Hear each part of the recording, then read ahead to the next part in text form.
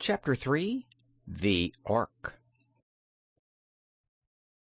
The eyes that regarded them, as the creature stood dripping before them, were bright and mild in expression, and the queer addition to their party made no attempt to attack them, and seemed quite as surprised by the meeting as they were. "I wonder," whispered Trot, "what it is." "Who, me?" exclaimed the creature in a shrill, high-pitched voice. "Why, I'm an Ork." "Oh," said the girl, "but what is an Ork?" "I am," he repeated a little proudly, as he shook the water from his funny wings. "And if ever an Ork was glad to be out of the water and on dry land again, you can be mighty sure that I'm that especial individual Ork." "Have you been in the water long?" inquired Cap'n Bill, thinking it only polite to show an interest in the strange creature. "Why, this last ducking was almost 10 minutes, I believe, and that's about 9 minutes and 60 seconds too long for comfort," was the reply. "But last night I was in an awful pickle, I assure you. The whirlpool caught me, and—" "Oh, you were in the whirlpool, too?" asked Trot eagerly. He gave her a glance that was somewhat reproachful. "I believe I was mentioning the fact, young lady, when your desire to talk interrupted me," said the Ork. "I am not usually careless in my actions, but that whirlpool was so busy yesterday that I thought I'd see what mischief it was up to. So I flew a little too near it, and the suction of the air drew me down into the depths of the ocean. Water and I are natural enemies, and it would have conquered me this time had not a bevy of pretty mermaids come to my assistance and dragged me away from the whirling water and far up into a cavern, where they deserted me." "Why, that's about the same thing that happened to us," cried Trot. "Was your cavern like this one?"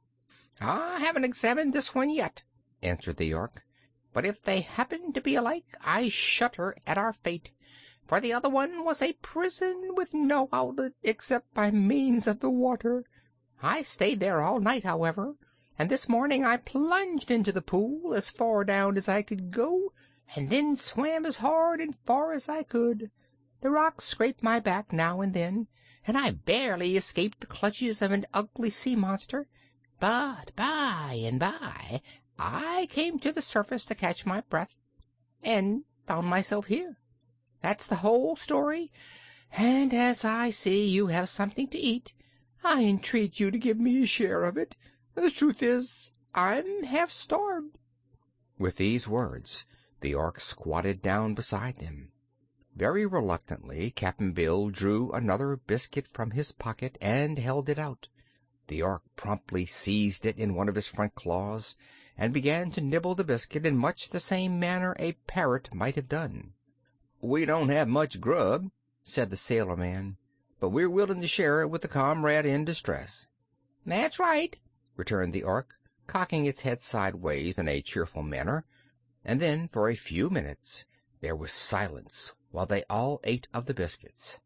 After a while Trot said, "I've never seen or heard of an Ork before. Are there many of you?" "We are rather few and exclusive, I believe," was the reply. "In the country where I was born we are the absolute rulers of all living things, from ants to elephants." "What country is that?" asked Cap'n Bill. "Orkland." "Where does it lie?" "I don't know exactly. You see, I have a restless nature for some reason, while all the rest of my race are quiet and contented Orks and seldom stray far from home. From childhood days I loved to fly long distances away, although Father often warned me that I would get into trouble by doing so. 'It's a big world, Flipper, my son,' he would say, 'and I've heard that in parts of it live queer two-legged creatures called men, who war upon all other living things and would have little respect for even an Ork.' This naturally aroused my curiosity, and after I had completed my education and left school, I decided to fly out into the world and try to get a glimpse of the creatures called men. So I left home without saying good-bye, an act I shall always regret. Adventures were many, I found. I sighted men several times, but have never before been so close to them as now. Also, I had to fight my way through the air, for I met gigantic birds, with fluffy feathers all over them, which attacked me fiercely. Besides, it kept me busy escaping from floating airships. In my ramblings, I had lost all track of distance or direction, so that when I wanted to go home, I had no idea where my country was located.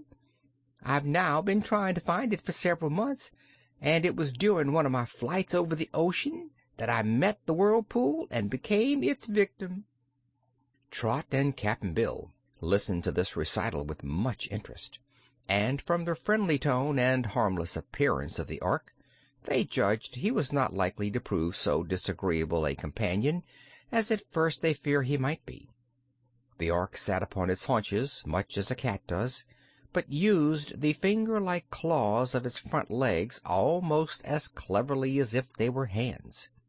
Perhaps the most curious thing about the creature was its tail, or what ought to have been its tail.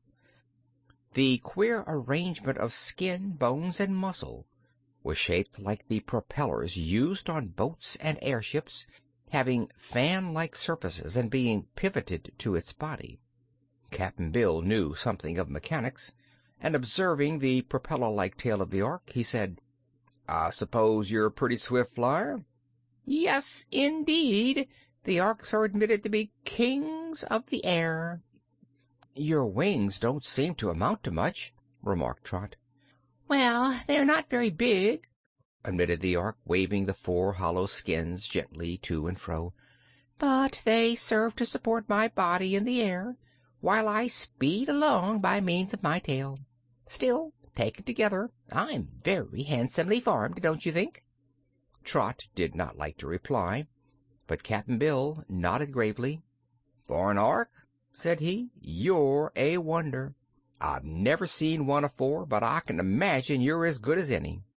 That seemed to please the creature, and it began walking around the cavern, making its way easily up the slope. While it was gone, Trot and Cap'n Bill each took another sip from the water flask to wash down their breakfast.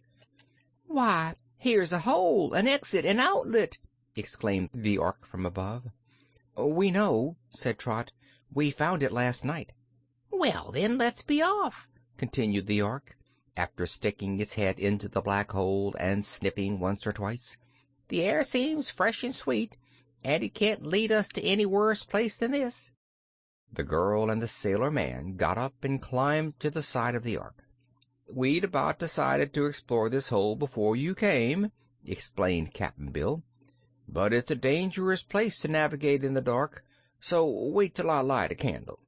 "What is a candle?" inquired the Ork. "You'll see in a minute," said Trot. The old sailor drew one of the candles from his right side pocket and the tin matchbook from his left pocket. When he lighted the match, the Ork gave a startled jump and eyed the flame suspiciously, but Cap'n Bill proceeded to light the candle, and the action interested the Ork very much. "Light," it said somewhat nervously, "is valuable in a hole of this sort. The candle is not dangerous, I hope?" "Sometimes it burns your fingers," answered Trot, "but that's about the worst it can do, except to blow out when you don't want it to." Cap'n Bill shielded the flame with his hand and crept into the hole. It wasn't any too big for a grown man, but after he had crawled a few feet it grew larger. Trot came close behind him, and then the Ork followed. "Seems like a regular tunnel," muttered the sailor man, who was creeping along awkwardly because of his wooden leg. The rocks, too, hurt his knees. For nearly half an hour the three moved slowly along the tunnel, which made many twists and turns, and sometimes slanted downward and sometimes upward.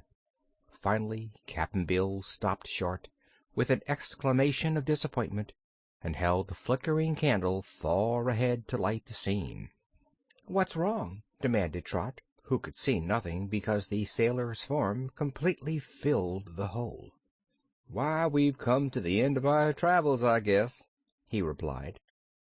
"Is the hole blocked?" inquired the Ork. "No, it's wuss nor that," replied Cap'n Bill sadly. "I'm on the edge of a precipice.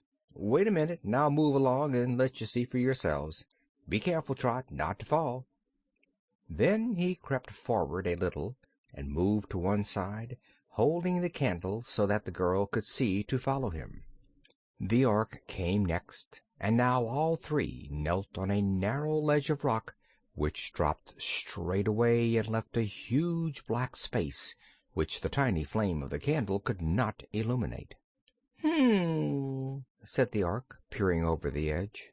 "This doesn't look very promising, I'll admit.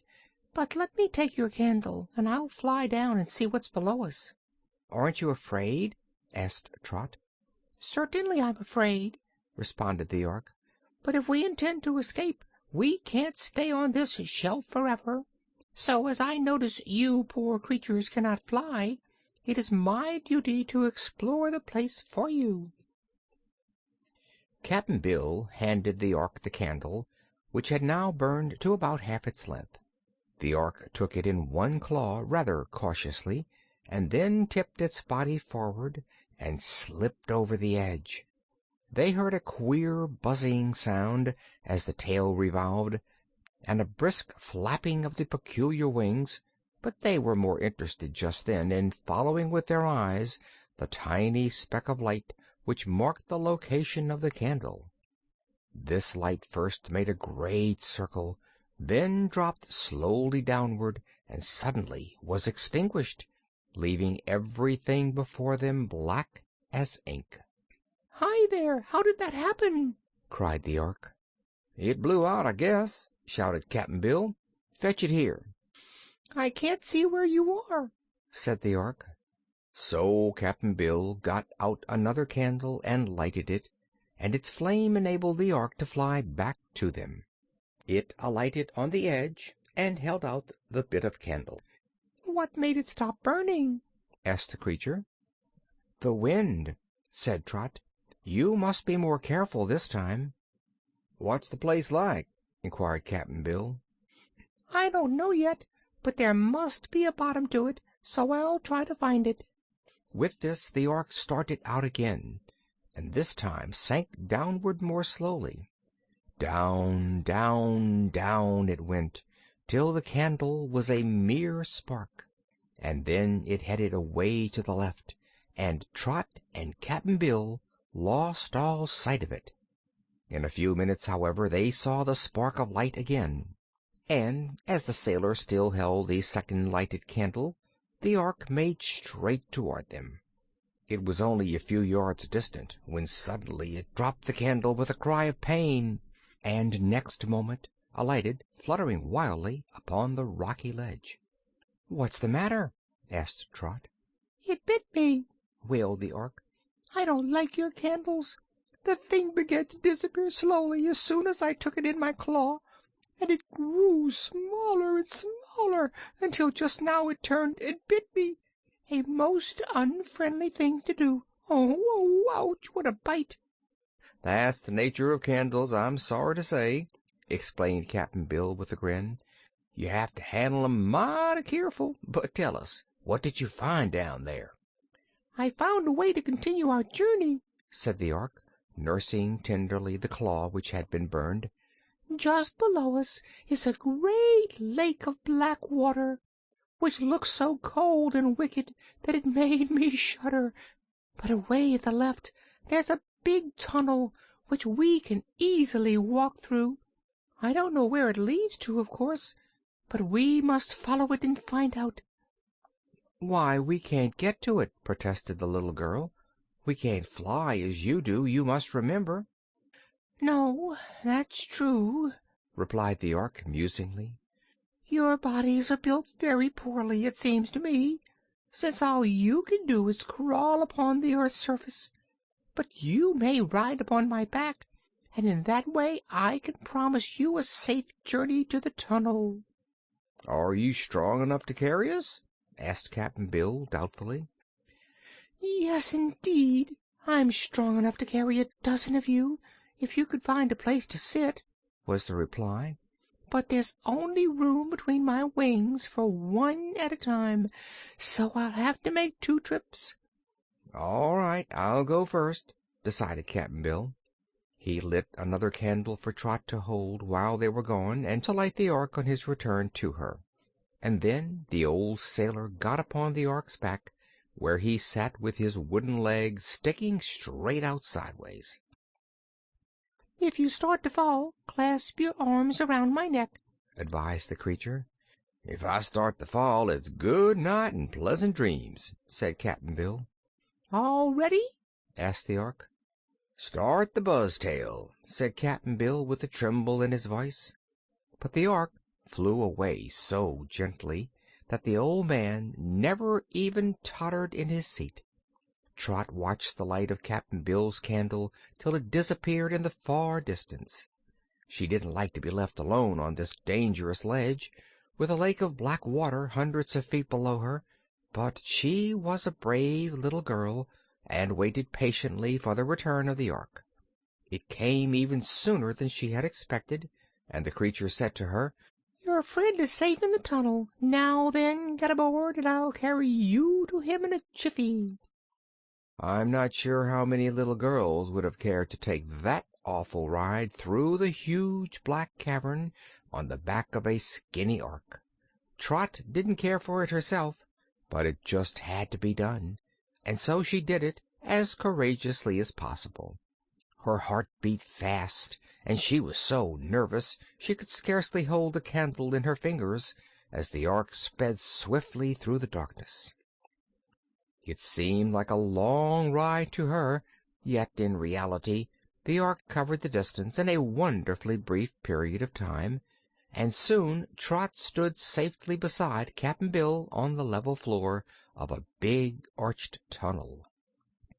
The sailor man was very glad to greet his little comrade again, and both were grateful to the Ork for his assistance. "I dunno where this tunnel leads to," remarked Cap'n Bill, "but it surely looks more promising than that other hole we crept through." "When the Ork is rested," said Trot, "we'll travel on and see what happens." "Rested!" cried the Ork, as scornfully as his shrill voice would allow. "That bit of flying didn't tire me at all. I'm used to flying days at a time without ever once stopping." "Then let's move on," proposed Cap'n Bill. He still held in his hand one lighted candle, so Trot blew out the other flame and placed her candle in the sailor's big pocket. She knew it was not wise to burn 2 candles at once. The tunnel was straight and smooth and very easy to walk through, so they made good progress. Trot thought that the tunnel began about 2 miles from the cavern where they had been cast by the whirlpool, but now it was impossible to guess the miles traveled, for they walked steadily for hours and hours without any change in their surroundings. Finally Cap'n Bill stopped to rest. "There's something queer about this 'ere tunnel, I'm certain," he declared, wagging his head dolefully. "Here's 3 candles gone already, and only 3 more left us, yet the tunnel's the same as it was when we started, and how long it's going to keep up no one knows." "Couldn't we walk without a light?" asked Trot. "The way seems safe enough." "It does right now," was the reply, "but we can't tell when we are likely to come to another gulf, or something just as dangerous. In that case we'd be killed afore we knew it." "Suppose I go ahead," suggested the Ork. "I don't fear a fall, you know, and if anything happens I'll call out and warn you." "That's a good idea," declared Trot, and Cap'n Bill thought so too, so the Ork started off ahead, quite in the dark, and hand in hand the 2 followed him. When they had walked in this way for a good long time, the Ork halted and demanded food. Cap'n Bill had not mentioned food because there was so little left, only 3 biscuits and a lump of cheese about as big as his 2 fingers, but he gave the Ork half of a biscuit, sighing as he did so. The creature didn't care for the cheese, so the sailor divided it between himself and Trot. They lighted a candle and sat down in the tunnel while they ate. "My feet hurt me," grumbled the Ork.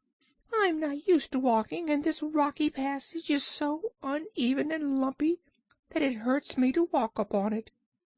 "Can't you fly along?" asked Trot. "No, the roof is too low," said the Ork. After the meal they resumed their journey, which Trot began to fear would never end. When Cap'n Bill noticed how tired the little girl was, he paused and lighted a match and looked at his big silver watch. "Why, it's night!" he exclaimed. "We've tramped all day, and still we're in this awful passage, which maybe goes straight through the middle of the world and maybe is a circle, in which case we can keep on walking till doomsday. Not knowing what's before us as well as we know what's behind us, I propose we make a stop now and try to sleep till morning." "That will suit me," asserted the Ork with a groan. "Oh, my feet are hurting me dreadfully, and for the last few miles I've been limping with pain." "My foot hurts, too," said the sailor, looking for a smooth place on the rocky floor to sit down. "Your foot!" cried the Ork. "Why, you've only one to hurt you, while I have four. So I suffer 4 times as much as you possibly can. Here, hold the candle while I look at the bottoms of my claws. I declare," he said, examining them by the flickering light, "there are bunches of pain all over them." "Perhaps," said Trot, who was very glad to sit down beside her companions, "you've got corns." "Corns? Nonsense! Orks never have corns," protested the creature, rubbing its sore feet tenderly. "Then maybe they're what do you call 'em, Cap'n Bill? Something about Pilgrim's Progress, you know." "Bunions," said Cap'n Bill. "Oh, yes, maybe you've got bunions." "It's possible," moaned the Ork. "But whatever they are, another day of such walking on them would drive me crazy." "I'm sure they'll feel better by morning," said Cap'n Bill encouragingly. "Go to sleep and try to forget your sore feet." The Ork cast a reproachful look at the sailor man, who didn't see it. Then the creature asked plaintively, "Do we eat now, or do we starve?" "There's only half a biscuit left for you," answered Cap'n Bill. "No one knows how long we'll have to stay in this dark tunnel where there's nothing whatever to eat, so I advise you to save that morsel of food till later." "Give it to me now," demanded the Ork. "If I'm going to starve, I'll do it all at once, not by degrees." Cap'n Bill produced a biscuit, and the creature ate it in a trice. Trot was rather hungry, and whispered to Cap'n Bill that she'd take part of her share. But the old man secretly broke his own half biscuit in two, saving Trot's share for a time of greater need. He was beginning to be worried over the little girl's plight, and long after she was asleep and the Ork was snoring in a rather disagreeable manner, Cap'n Bill sat with his back to a rock and smoked his pipe and tried to think of some way to escape from this seemingly endless tunnel. But after a time he also slept, for hobbling on a wooden leg all day was tiresome, and there in the dark slumbered the three adventurers for many hours, until the Ork roused itself and kicked the old sailor with one foot. "It must be another day," said he. End of Chapter 3.